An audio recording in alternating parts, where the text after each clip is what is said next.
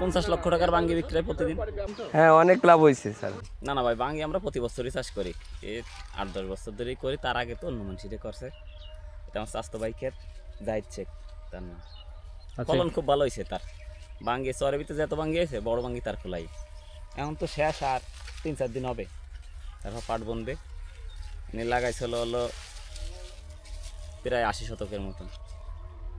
তা আজকের যে হিসেব, তাতে প্রায় 1,20,30 বেচা হয়েছে। আরও বাদ বাকি আরও 50-60 হবে আশাবাদী। খরচ তো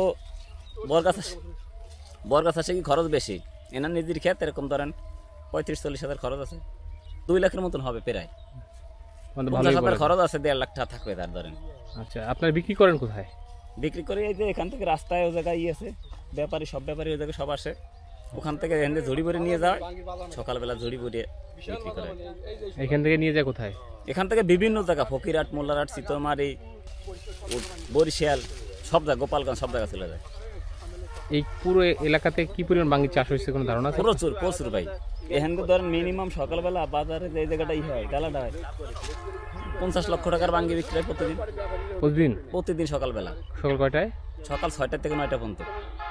মানে কালকে আগামীকালও হবে? হ্যাঁ, প্রতিদিন হবে। অত্র অঞ্চলের যত ব্যাপারী, এই চিতলমারি উপজেলা কারণ, তারপরে যে আশপাশে যত উপজেলা আছে, সব ব্যাপারী এই জায়গায় আসবে। ঠিক আছে। এখানে আমি বাঙ্গি কিনতে আসছিলাম, একদম সরাসরি কৃষকের নিজের হাত থেকে তুলে এনে এইখানে বিক্রি করে খুবই অল্প দামের ভিতরে, এবং কোনো ধরনের কেমিক্যাল ছাড়া মানসম্মত পিওর জিনিসটা পাওয়ার জন্য এখানে আসছি বাঙ্গি কেনার জন্য। 6টা নিয়েছি।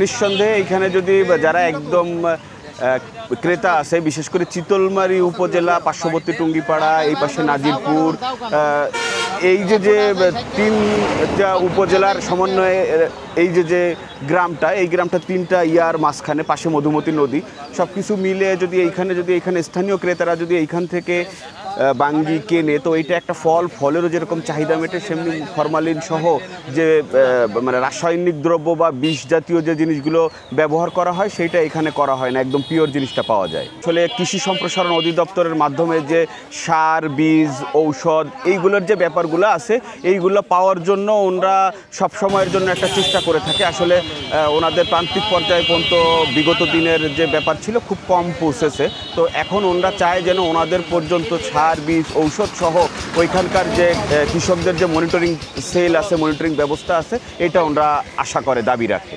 এখানে এই ফল বেচতে আসছি, বাঙ্গি ফল। যে নিজের জমি? যে আমার নিজের জমি। 1 বিঘা জমি চাষ করছেন? 1 বিঘা জমিতে চাষ করছি। হ্যাঁ, অনেক লাভ হয়েছে স্যার।